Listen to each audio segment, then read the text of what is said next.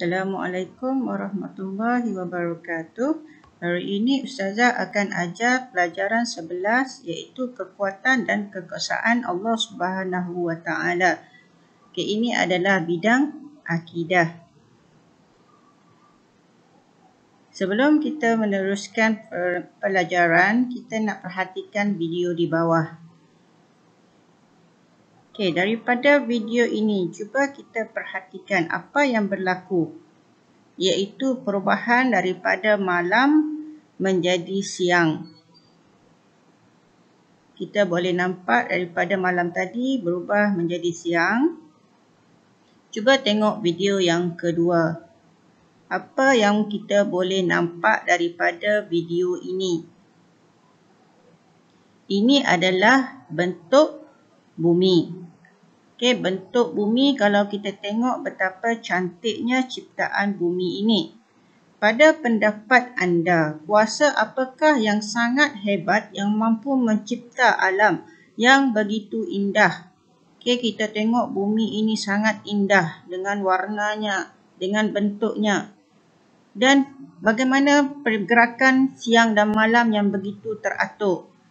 Mesti ada suatu kuasa yang mengawal semua ini. Manusia itu asalnya tiada apa-apa. Kemudian diciptakan oleh Allah menjadi ada, daripada tiada menjadi ada dengan kuasa yang Allah miliki.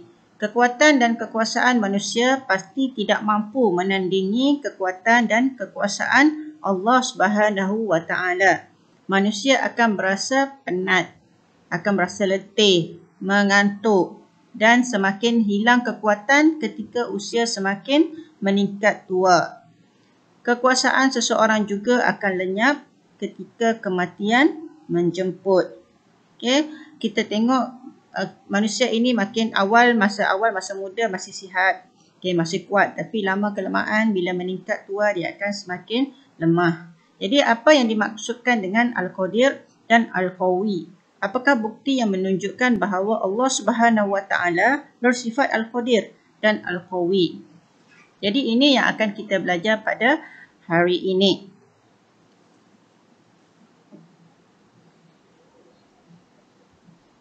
Okey, kita nak tengok apakah yang dimaksudkan dengan Al-Qadir.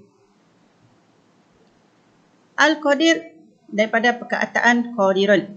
Okey, maksud Al-Qadir ialah dari segi bahasa yang menentukan. Okey, yang menentukan. Manakala dari segi istilah ialah nama Allah. Okey, nama Allah. Al-Qadir ini adalah salah satu daripada nama Allah yang kita belajar Asmaul Husna dulu. Asmaul Husna tu apa? Asmaul Husna ialah 99 nama Allah. Jadi Al-Qadir ini adalah nama Allah yang daripada 99 itu. Apa maksudnya? Ialah maha berkuasa menentukan sesuatu perkara berdasarkan kehendak dan ilmunya. Okey, jadi Al-Qadir ni adalah nama Allah di antara 99 nama Allah yang kita telah belajar. Okey, seterusnya kita nak tengok Al-Qawi. Apa maksud Al-Qawi? Okey, Al-Qawi dari segi bahasa ialah yang kuat, yang gagah. Okey, Al-Qawi ini adalah daripada perkataan qawiyun, iaitu yang bermaksud kuat, kekuatan. Okey, yang kuat, yang gagah. Manakala dari segi istilah pula ialah nama Allah juga. Nama Allah Al-Qawi ini adalah nama Allah daripada 99 nama tadi yang menunjukkan bahawa Allah Subhanahu wa taala yang maha kuat dan mempunyai kekuatan yang sempurna. Okey.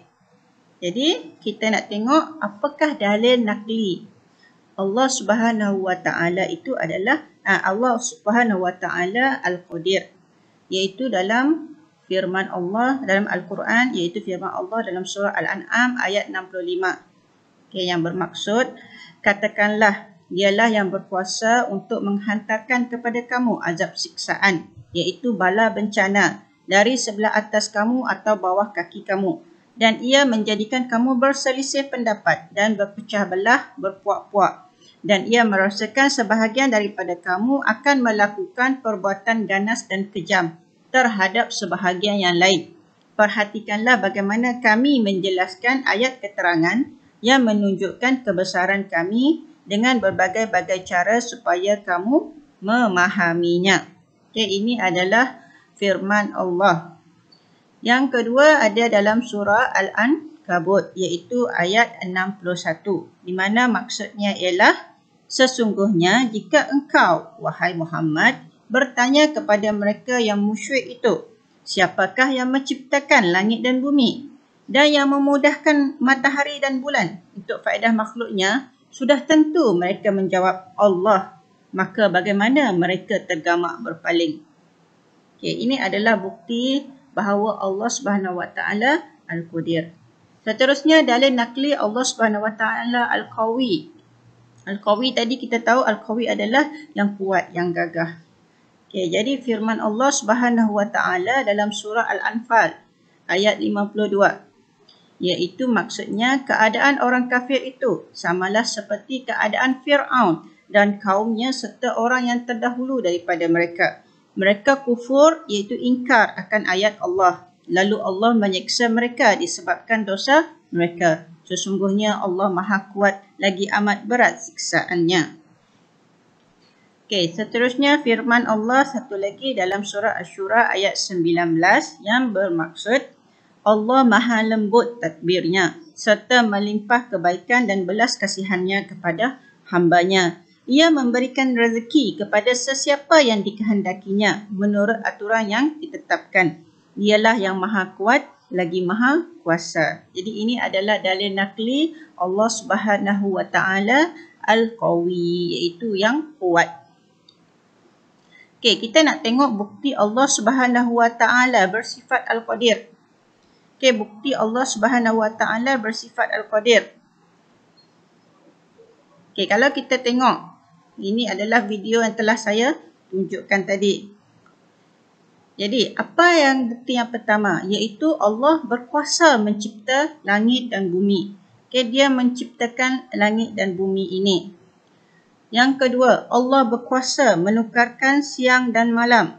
Okey, siang dan malam mengikut aturannya. Okey, yang ketiga, Allah Subhanahu Wa Taala berkuasa atas seluruh alam semesta serta semua makhluk di dalamnya. Okey, kemudian yang keempat, Allah berkuasa menghidupkan semula orang yang telah mati. Ini adalah bukti Allah bersifat Al-Qadir.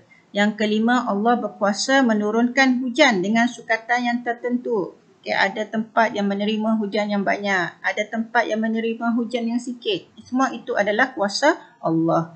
Dan yang seterusnya adalah Allah berkuasa mengurniakan mukjizat kepada Nabi dan Rasul.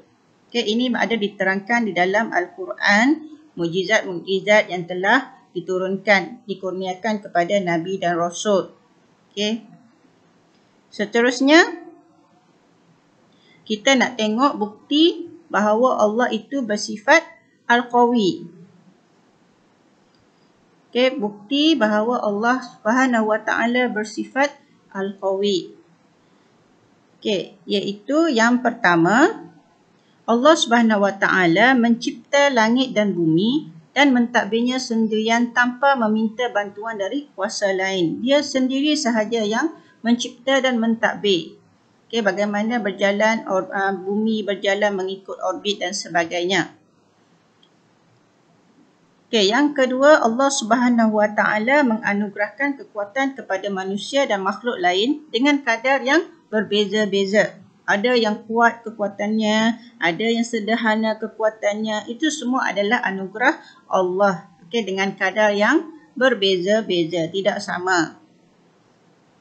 Okay, yang ketiga, Allah Subhanahu Wa Taala berkuasa memberi rezeki kepada sesiapa saja yang berusaha. Kalau orang itu berusaha lebih kuat, Allah mampu bagi rezeki yang besar kepadanya. Kalau orang itu berusaha sederhana, Allah juga berkuasa untuk memberi rezeki sama ada banyak ke tidak. Okay, yang keempat, Allah Subhanahu Wa Taala berkuasa mengazab sesiapa yang melakukan dosa dengan azab yang pedih. Okay, siapa saja melakukan dosa, Allah akan azab. Kalau tidak di dunia, di akhirat nanti. Itu adalah kekuasaan Allah. Dia mampu. Okey, seterusnya yang kelima, Allah Subhanahu wa taala memusnahkan umat terdahulu yang kufur dan ingkar dengan ajaran Nabi mereka serta menolong orang yang beriman dan beramal soleh. Ini pun banyak diceritakan di dalam Al-Quran bagaimana Allah memusnahkan umat terdahulu yang ingkar akan ajaran Nabi. Okey, seterusnya kita nak tengok apakah peranan manusia. Okey, sebagai manusia kita mestilah meyakini dengan sepenuh hati bahawa Allah Subhanahu wa taala ialah penguasa mutlak yang berkuasa mentadbir alam ini dengan kekuatan yang tiada tandingan. Walaupun manusia bergabung untuk memusnahkan kuasanya. Walaupun kita semua seluruh dunia bergabung, masih tidak dapat menandingi kekuatan Allah yang tiada tandingan. Okay, yang kedua, manusia hendaklah menggunakan kekuatan dan kekuasaan yang dimiliki untuk berjihad di jalan Allah Subhanahu wa taala dan menjaga agamanya.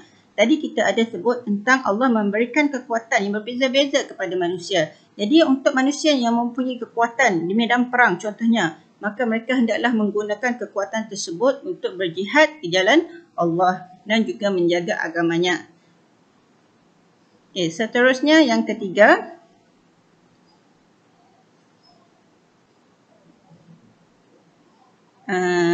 manusia juga perlu menyedari bahawa Allah Maha berkuasa. Manusia akan mati dan segala kekuatan dan kekuasaan akan hilang. Okay, mungkin ketika kita hidup, kita seorang yang memiliki kuasa. Okay, kuasa kita membuatkan orang patuh pada perintah kita. Apa yang kita cakap, orang akan ikut. Tetapi kita kena ingat bahawa kalau kita mati, segala kekuatan, segala kuasa yang kita ada itu akan hilang. Itu adalah lumrah yang kita perlu sedar bahawa hanya Allah sahaja yang maha berkuasa. Kita tidak ada apa-apa kuasa melainkan Allah yang maha berkuasa.